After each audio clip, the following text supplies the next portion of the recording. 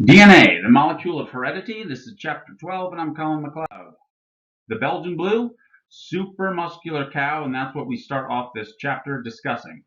Question is, why are its muscles so large? It has nothing to do with its environment or what it's eating, compared to a normal cow, which has much less muscle. The answer is this.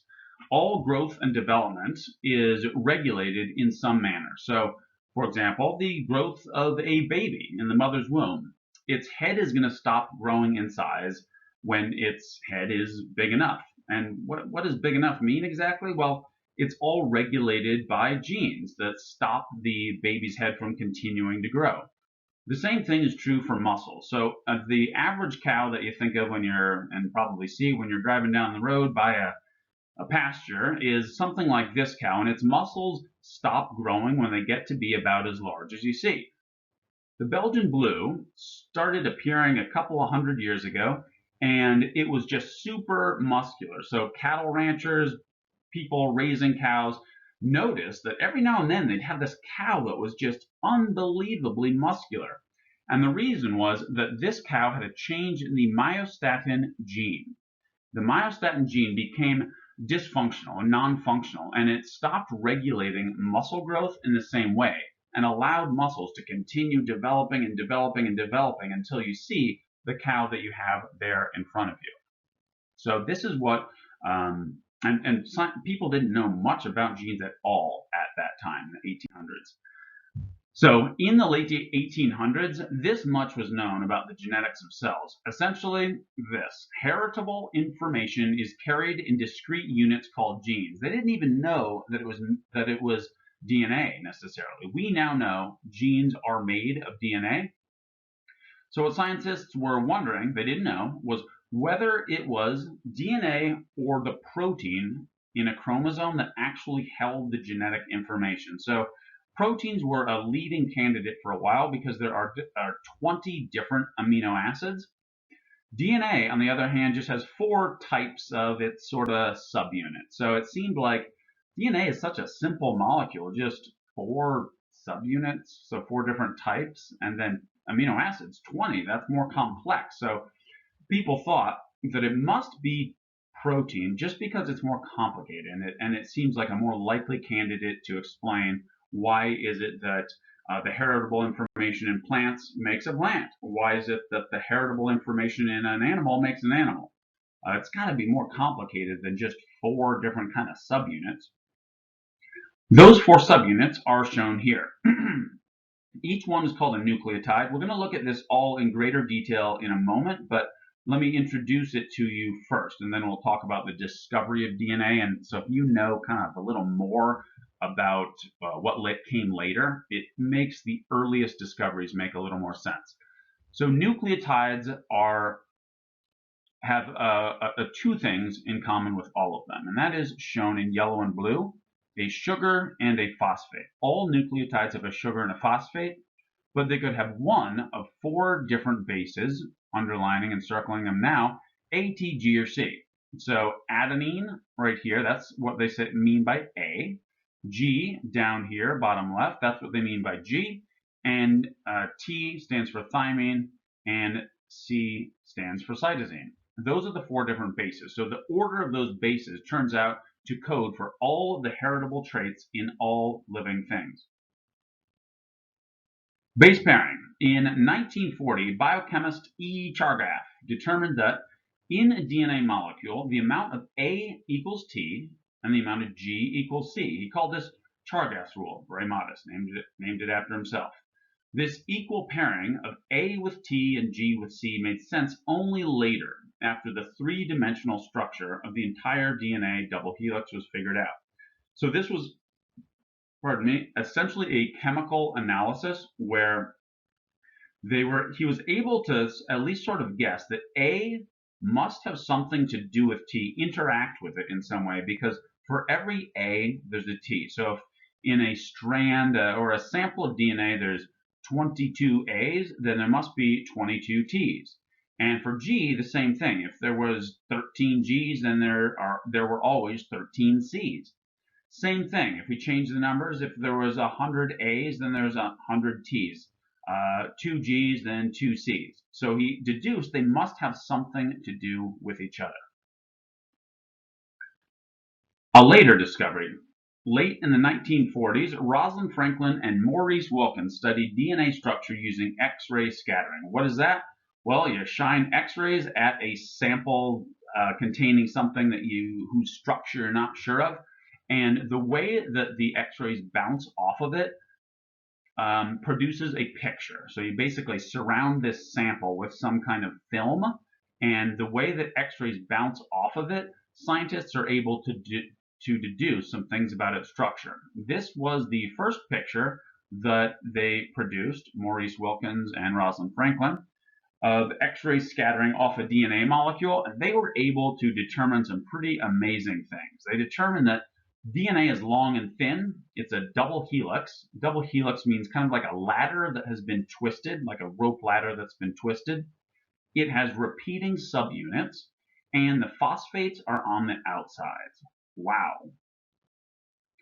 DNA is a double helix. So in 1952, James Watson and Francis Crick, another research team in the same area, I think they're even in the same university, Cambridge. James Watson was studying abroad. He is an American. Francis Crick was British. They combined the X-ray data produced by Wilkins and Franklin with bonding theory to deduce DNA structure. Rosalind Franklin is perhaps the most well-known biologist, at least in the 1900s, because her ability to produce such an excellent picture of DNA using X-ray crystallography was what led James Watson and Francis Crick to be able to figure out the complete structure of the DNA double helix. Wilkins, in fact, did have enough knowledge to do this. He was about twice their age, much more of an expert, but Wilkins was kind of renowned to be a bit of a grump, and Franklin and Wilkins just did not work that well together. So Watson and Crick essentially scooped the discovery of the century from them by attending a seminar. They saw the picture, that X-ray crystallography. They asked, "Hey, can we see more of your data?" Franklin and Wilkins shared it, and they were able to become some of the most famous scientists in biology. This bullet here, DNA, they determined that DNA is made of two strands of nucleotides. They also figured out that the deoxyribose, that's the sugar, and the phosphate portions make up the sugar-phosphate backbone. That'll make sense in a moment. The nucleotide bases are paired in the middle of the molecule. Here is the structure that they painstakingly built, and for scientists, it offers a lot of detail because you can walk around and look at it. As an instructional tool, it's not that great. A little bit more about this discovery, though. Watson is now one of the strongest advocates for genetic modification, and he works in it. He's very active in genetic modification. Controversial. Crick went on to study human consciousness, and he has now passed away. Watson, the last time I knew, he was still working in science. Crick was not able to make a lot of progress studying human consciousness because it is fantastically complicated. He did make a few interesting studies. You don't need to memorize this, but it is kind of interesting. He was able to discover specific neurons, or like a single cell in the brain, that would only light up when stimulated by one real example, when the subject, the person, looked at pictures of Jennifer Aniston. Didn't matter if she had short hair, long hair, dyed hair, shaved head, whatever. It would only light up with a picture of Jennifer Aniston. Similar neurons were found that would only light up when shown pictures of Homer Simpson. Kind of a humble discovery, which just kind of shows where we're at with the study of human consciousness. Very basic stuff. Okay, so back to the nucleotides, the DNA nucleotides. We've got 4 here, and they differ in only one way. What base is attached? Is it adenine? Is it guanine? Is it thymine? Or the last one, cytosine? A little more detail now. A and G have a double ring structure. So look at A here. I'll circle it again. This is A, and it's got a double ring structure. So one ring is here, and then the second ring is here. That's what I mean by double ring. And then guanine also has a double ring structure. So one ring here and another ring there. The other two just have single ring structure. So one here, and then also one on cytosine. The double helix structure. So let's talk about the double ring and single ring. So if I can direct your attention to this diagram here, let's look at the A. The A has a double ring and the T has a single ring. Let's look at one below. The C has a single ring and the G has a double ring. So by pairing, always pairing a single ring and a double ring, the width of the double helix is held constant. So it's not kind of going out and then in and then out and in. If you put two single rings side by side, it would be narrower than if you put two double rings, it would be wider. So that's why it's always a single ring paired to a double ring. And the next question you might be asking is, why is it that a double ring, cannot pair with T? Why is it that a double ring, this one right here, can only pair with T and not C? C is a single ring also. And the reason for that is this. If we look at those red dotted lines between the A's and T's and G's and C's, let's notice the C and G here, they have 3 red dotted lines. That means 3 hydrogen bonds. So that makes them specific to one another. C only pairs with G through 3 hydrogen bonds. A only pairs with T because they make 2 hydrogen bonds. So they are specific to one another. Don't need to memorize that one has 2 hydrogen bonds, the other has 3. You just need to memorize A pairs to T and G pairs to C. C, that's supposed to be a C. Okay. Some other things. The sugar phosphate backbone. Looking right here, the sugar phosphate backbone, one, covalently bonded sugars and phosphate. So let's start at the top here, right where it says A. The yellow circle is a phosphate and it's covalently bonded to this sugar. 5 carbons in that sugar. And then it's bonded to the next phosphate, and then the phosphate's bonded to the next sugar, phosphate, sugar, phosphate, sugar. And then looking on the right side of this diagram, you see the same thing. It is sugar, phosphate, sugar, phosphate. So that's the sugar phosphate backbone of each strand. And there's one on either side. There's one on the left with its bases attached, A, C, A, T. And then there's another sugar phosphate backbone on the right. And it has its bases attached as well. T, G, T, A. And these could be any order, essentially. 2, the bases are attached to the sugar and they orient inwards.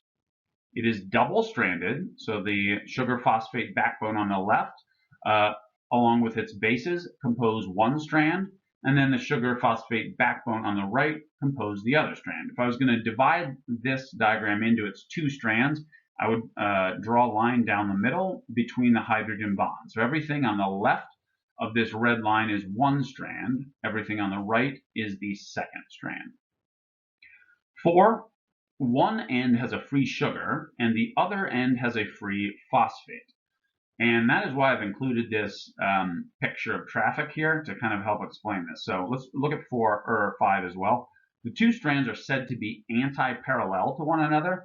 So look at the traffic. The roads going in opposite directions are parallel to one another, but they go in opposite directions. Kind of like this, if I was going to put my hands and arms in opposite directions. So how does that relate to the DNA molecule? Looking at the top here, this strand on the left has a phosphate on the top, and it goes phosphate, sugar, phosphate, phosphate, sugar, phosphate, sugar, phosphate, sugar. The other one is sort of upside down. It has a sugar on top, and it goes sugar, phosphate, sugar, phosphate, sugar, phosphate. To describe this structure, you may simply say the 2 strands are anti-parallel to one another.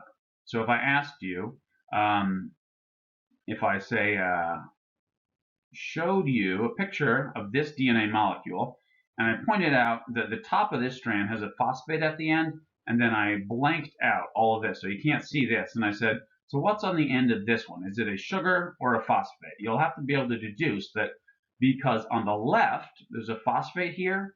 On the right, there must be a sugar. Voila, and correct, there is a sugar. DNA is a double helix, like a twisted ladder. So if I was going to draw the rungs of the ladder, it'd be the A's and T's, the bases, right? C's and G's here. These are the rungs that you'd step on, A and T, T and A.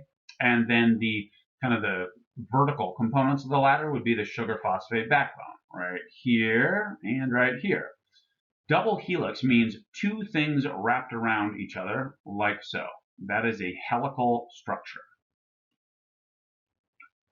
Hydrogen bonds hold complementary bases together, A pairs with T and G pairs with C, always, period. These are called complementary base pairs.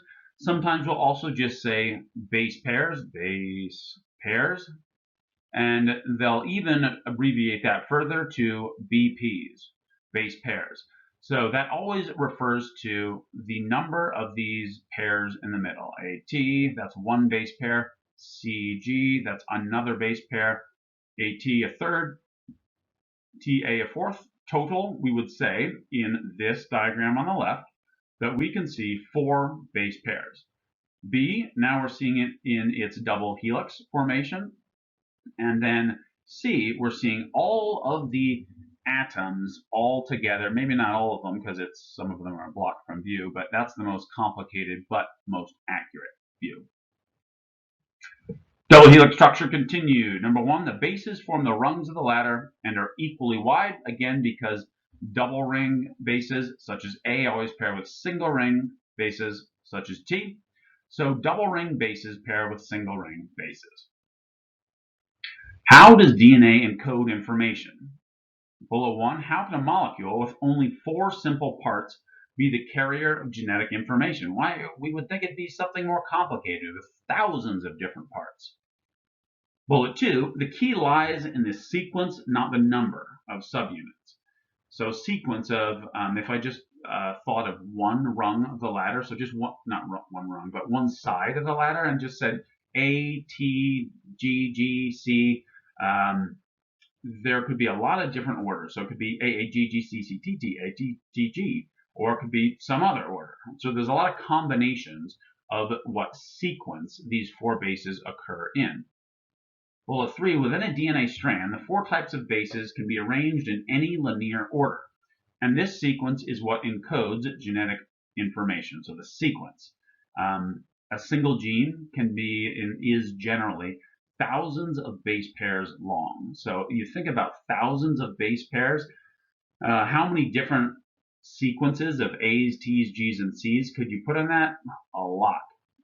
So next bullet, for example, the sequence of nucleotide bases ATTC, GCA, GGCA can be read by cells to have a different meaning than another sequence, such as A, GCC, AA, TT, AC. So that has a different meaning.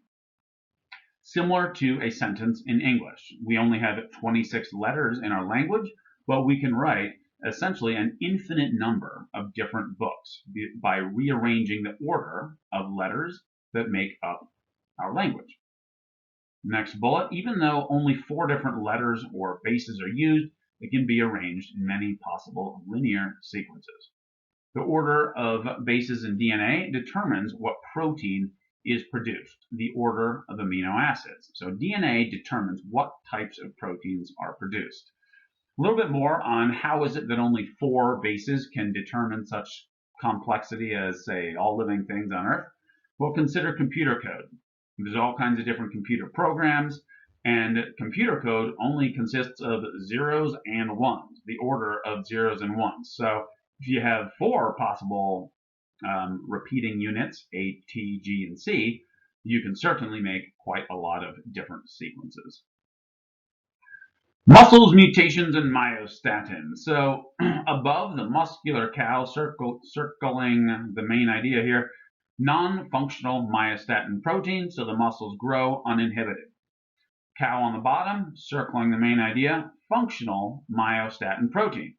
So bullet 1, a mutation occurred in normal muscle-sized cows, which led, actually in just a single cow originally, which led to the production of a non-functional myostatin protein. So DNA genes can change, and those are called mutations. The mutation occurred during DNA replication in sex cells. So essentially, perhaps a bull or perhaps a female cow, either one, let's say a female cow, was replicating her DNA in preparation to produce some egg cells, which will lead to the production of an offspring, right? And when those egg cells were being replicated, the DNA was being replicated and a mistake was made. So that egg cell has this one little mistake, and that turned out to be fertilized by a sperm and then gave birth to a cow. And that mistake led to the first super muscled cow. So last point, so all this cow's offspring's cells inherited this mutation. DNA replication. That brings us to the second topic of this chapter, the second big topic. We've covered the structure of DNA. We know that if on the left there is something like A, T, T, G, G, notice I didn't include a C, maybe there's just not a C there, that we can now deduce what the other strand's bases will be. A will pair with T, T will pair with A, T will pair with A, G will pair with C, G will pair with C. Okay, so all cells come from pre-existing cells. Cells reproduce by dividing in half. And the next big question is that scientists had to answer and ask was, how is DNA replicated when a cell divides? So if we're going to take one cell and produce two cells, the two daughter cells each have to have the same set of DNA, hopefully all the same. If it's not the same, that means a mutation occurred. DNA replication generally is really good and makes almost no mistakes. So the two daughter cells that arise from one single cell dividing are generally going to have exactly the same DNA. DNA replication. So DNA is replicated prior to the parent cell dividing in half. This allows for the two new cells that form, daughter cells, to get an exact copy of the parent cell's genetic information. So if we had a cell and it has one copy of the DNA, right, it's going to copy it. So instead of one copy of the DNA, it has two. Then it divides into two cells, and each of these cells is going to have one copy of the DNA. Copying of the parent cell's DNA is called DNA replication. Here at the bottom of this slide is a simple diagram of how DNA is replicated. Essentially, we have a parent strand shown in green, and then we have two daughter strands here. We'll look at the details more closely in a moment. But essentially what happens is the two strands, I'll trace them now. One of them would be here. You can follow the cursor or the line.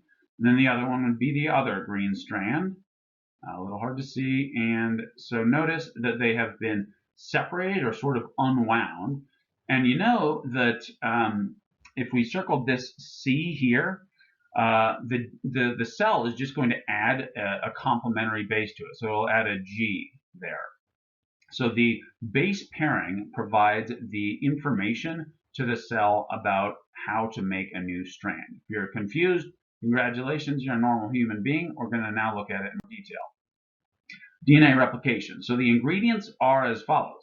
Number one, free nucleotides. Free, that means just floating around inside of the nucleus. So these right here, these are free nucleotides. So they're just they're dissolved in solution, of course, and they're floating around just minding their own business when, number two, DNA polymerase comes along. And DNA polymerase will add them to a growing strand. So mechanism. So how does it happen? Number one, the DNA double helix is unwound, or sometimes they say unzipped. Number one here, it says same thing. Parent DNA double helix, is number two, unwound or unzipped. So let's look carefully at the bases. So this is a G and this is a C, complementary base pairs, right? This is a G and this is a C, also complementary base pairs. And we can just keep following this along. A, this is complementary to T on the right. So it has been unwound. Those base pairs used to be together with their hydrogen bonds holding them together in the middle of the helix, but they've now been unwound. So DNA polymerase is going to add free nucleotides to the unwound strand. So let me direct your attention to right here. This is one of the two growing strands. So right here is a G. That is on the parent strand. And the blue line here, this would be the sugar phosphate backbone. You can trace it all the way back to it being part of the parent DNA molecule. So it is now just a single strand, and DNA polymerase is just going to add complementary bases. So to that G that I pointed at with this arrow here, right, that G in green, its complementary base is a C. So this C will be added, a little C there. And then the next base is a T, there's a T, and a complementary base will be added there. So maybe this A floating around in the nucleus. So then we'd add an A there. Remember that the A is attached and the C also attached to their own sugar and phosphate, and those will be connected here, creating a new sugar phosphate backbone. Same thing happens on the left. So let me erase some of this, decrease some of the mess here. Okay, let's look at the other daughter strand. So this other daughter strand on the left that is growing. So at the top, there's an A, and this A is going to be added to the growing strand here. And it's going to be added right there. An A because the parent strand has a T. So T to A, they're complementary. Notice another thing, that each of the new daughter strands is composed of a parent strand, one of the parent strands. So let me highlight the parent strands, the sugar phosphate backbone, each with their bases. So starting at the top, here's one parent strand, drawing a black line to show it, and it's unwound right there. That's where it's unwound and continues, still parent strand. This is a region where some complementary bases have been added. So that's a parent strand. To this parent strand, the complementary base pairs are added, and they're added to form a new double helix. So in red here, that is the new complementary strand that is being synthesized by DNA polymerase. And the new sugar phosphate backbone is going to be produced along with their bases that are complementary. So each daughter strand will be composed of one of the parent strands and one newly synthesized strand.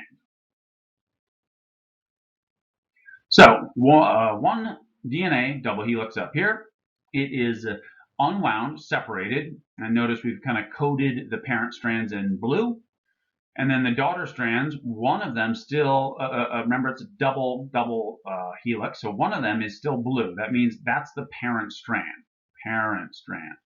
And then the newly synthesized one is red. So half of the new double helix will be from the parent strand, half will be from the daughter strand. Bullet point saying basically what I just said. The two resulting DNA molecules have one old parental strand and one new strand, semi-conservative replication. Let me make this in a simpler diagram. If I were to draw a parent strand, so A, C, C, I'm just making up some order of bases and I'm omitting the sugar phosphate backbone. So parent strand, it's double helix, it's a double strand, right? So A, T, C with G, C with G, and G with C. And then it's unwound. So I'll kind of draw it unwinding. So A, C, A, just making some strands up. Okay, so if above where I wrote A, there's going to have to be a T here, and then C to G, A to T, T to A, T to A. So this is the parent strand. It has been unwound. DNA polymerase is the enzyme that is going to add new nucleotides with their base pairs that are complementary. So let's start with this strand here. T is complementary to A, T to A to T, C to G, A to T. And then this process is just going to continue to the left as more of the parent strand is unwound. The other molecule is also replicated the same way. So looking at the bottom of the screen, A to T, A to T, T to A, G to C, and T to A, T to A. There we go. Now, final thing to point out here is that this strand on the top, this one daughter strand, is identical to the strand on the bottom, this one. If you don't believe me, you can look. See, this one is TATA, and then on the bottom it is also, hey, TATA. So complementary base pairing provides a template to replicate the DNA faithfully. Mutations. In the early 1800s, those double-muscled cattle were first reported. They produce more meat per amount of feed, so you feed it, X amount of feed, and these double-muscled cows just get a lot more muscle. And to answer your question, do they actually have 2 of every muscle? No, it's just that each muscle grows bigger, but, they didn't know that at the time, I guess. Last bullet, this was due to a mutation which benefited the cattle industry. Cows with this mutation were selected for and became more and more common in today's cattle industry. And if any of you are experts in the cattle industry, feel free to write me if I'm a little bit incorrect. I grew up on a farm myself, but it was a vegetable farm. My next door neighbors, though, they raised cows. And what they would do is they would literally order bull sperm in the mail, and then it would come in some kind of container, and they would themselves fertilize the female cows. So essentially, that's a way that we can today, a little bit more advanced, breed cows. So if you are thinking, I really want this double-muscled cow sperm, then you could order it in the mail, and it's going to have that mutation that codes for double muscle. Now, how you can order that, well, if any of you are in the cattle industry, you might say it's actually harder than that because maybe some copyrights and whatnot, but that's basically how these cows came to be quite common in some parts of the world.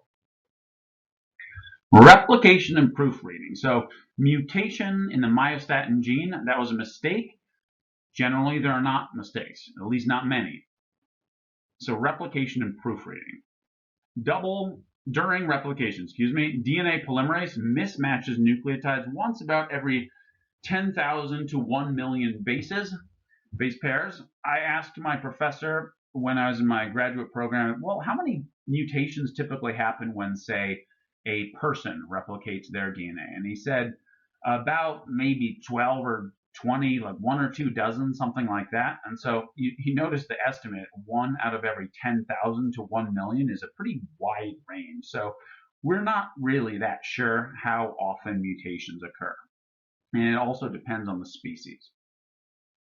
DNA repair enzymes proofread each daughter strand, replacing mismatched nucleotides. So if it was if one of the parent strands was ACCA, and then DNA polymerase, the enzyme that adds complementary bases, said, okay, T, and then C, oopsie, G, and then T. So this is where there's a mismatch, and enzymes will run up and down the DNA molecule for millions of bases, looking for minor errors such as that. However, sometimes there are errors that are not caught by proofreading repair enzymes, and they get inherited to the daughter cell, and these are called mutations. Mistakes do happen. DNA is damaged in a number of ways. So I already said that mutations can happen just quite naturally in terms of the enzymes replicate, and sometimes they make mistakes. This is just how living things are. They're not perfect. But there are other things that can increase the rate of mutations. For example, spontaneous chemical breakdown at body temperature. I guess that's kind of natural as well. Certain chemicals, some components of cigarette smoke, which can lead to cancer. UV light from the sun causes DNA damage, which can lead to cancer.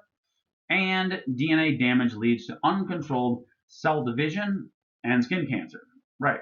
So you're now asking me, what's up with that? I thought we were talking about mutations lead to heritable changes. So remember, there are all kinds of cells in the body. Let's take skin, for example. Skin cells, we all know, can be damaged by ultraviolet light or from basically getting a sunburn. And your skin has nothing to do with reproduction. So mutations that happen in your skin will not be inherited to your children because the skin is not involved. Those mutations are only inherited to daughter cells in the skin. So when that skin cell gets a mutation and then reproduces itself to maybe replace lost skin cells, all of its daughter cells will get that mutation, and some of those mutations can lead to cancer. The cells that produce sex cells, meaning in animals, sperm and eggs, when they replicate their DNA, if a mutation occurs, then the sperm or egg cells receive that mutation. If fertilization occurs, meaning production of a zygote and then a fetus and then a baby, if it's a human, all of that baby's cells will inherit those mutations. And don't think this is some horrible thing. It happens every time we reproduce. There's always a few mistakes. Generally, they're benign. So, more on mutations. Pardon me. When the nucleotide sequence in the DNA is damaged, this is called a mutation. So we get a change in the base pair sequence. Very rarely, a mutation may produce a protein that gives an organism an advantage in its environment. If this new advantageous mutation is passed on to the organism's offspring, the population as a whole may receive this mutation as time goes by. This is how evolution works. So if it's an advantageous mutation, such as maybe the giraffe's neck just got slightly longer and it got access to more leaves higher up in the tree, so it was able to get more food and be better able to reproduce because it was eating so much and it was the strongest giraffe around or whatever, that mutation would then be inherited to its offspring. Types of point mutations. Bullet number 1, 2, 3, 4 here. Substitution mutation. So one base is substituted for another. Individual nucleotide in the DNA sequence is changed. Simple example here. TCG mutation occurs to GCG. So instead of a T in that first position, we now have a G in that first position. Another kind of mutation that can occur is an insertion mutation. This is where one or more nucleotide pairs are inserted into the DNA double helix. So for example, TCG, between the T and the C there was inserted an A. So TACG. These are typically more severe, as we'll learn in later chapters. The deletion mutation is the opposite. One or more nucleotide pairs are removed from the double helix. For example, TCG is mutated to just TG because the C was deleted. Little closer look at point mutations. So nucleotide substitution mutations. Oh, and point mutations, that means essentially that just one base pair is affected. Just one base pair. So number one, A, nucleotide substitution. Let's just look at where they're indicating here. This base, AT, that one right there, is going to be changed in this mutation to TA.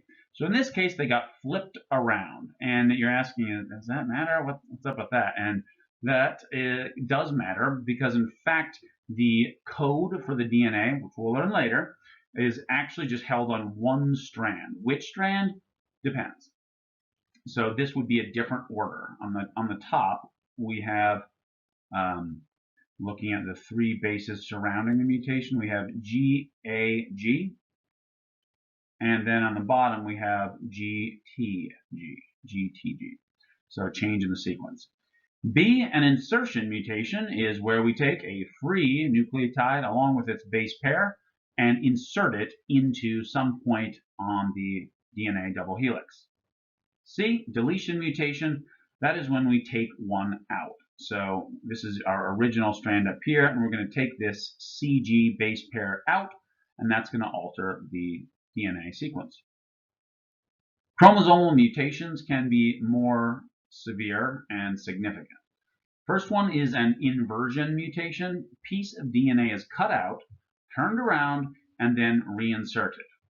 So taking a look at here, the original DNA sequence, there are breaks that occur in the sugar phosphate backbone here and then here. And the DNA is flipped around and then reinserted. And you're asking yourself, how on earth is this possible? Is there like a forklift in here and it just like zips this thing out, rotates it, and then reinserts it? Is that what happens?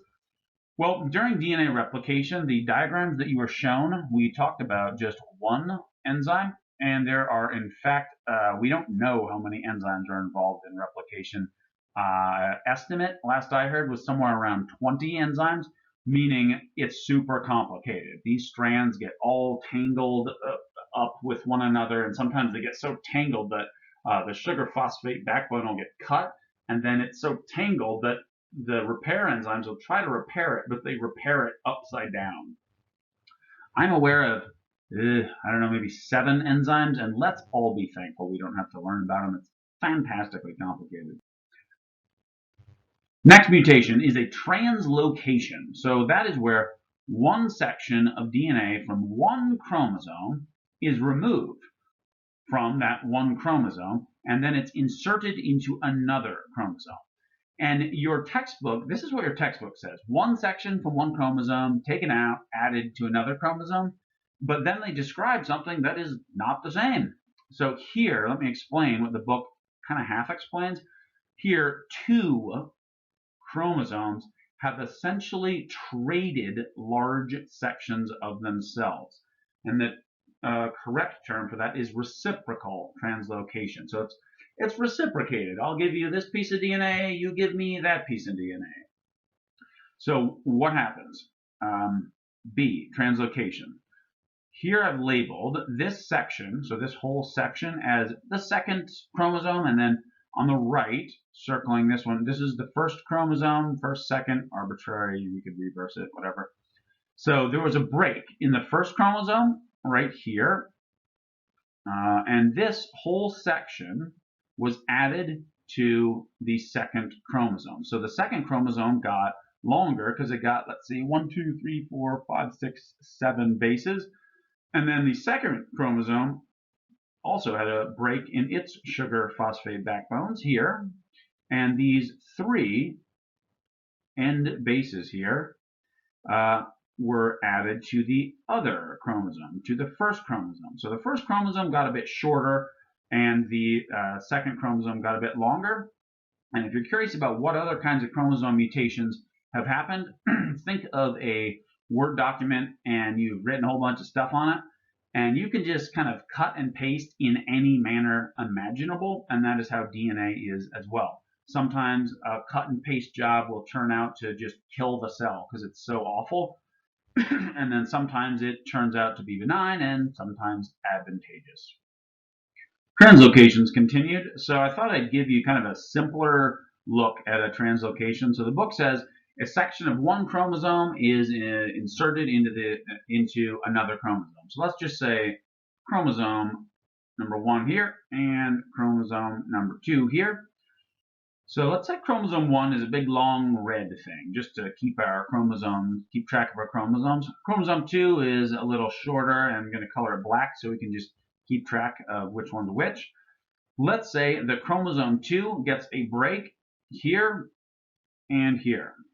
And this is inserted somewhere into chromosome 1. It could be inserted at the end, either end, or it could be inserted in the middle. Let's take a look at what one potential outcome is. Chromosome 1 after translocation. And now it's going to look like this. So it's big and long, and then right in the middle, it gets this section from chromosome number 2, about the same length, more or less, and then its end is still on there. So now it has gotten it's kind of like a combination between chromosome 1 and 2. Chromosome 2, what is the result for it? Well, it lost a big section in the middle, and so now it's going to be much shorter, maybe about that short. So that is a translocation, more faithfully described in terms of what the book says. One section taken out and inserted into another chromosome. Okay, so that is our chapter. Shorter lecture this chapter. I hope you enjoyed a shorter lecture. Let me know if you have questions.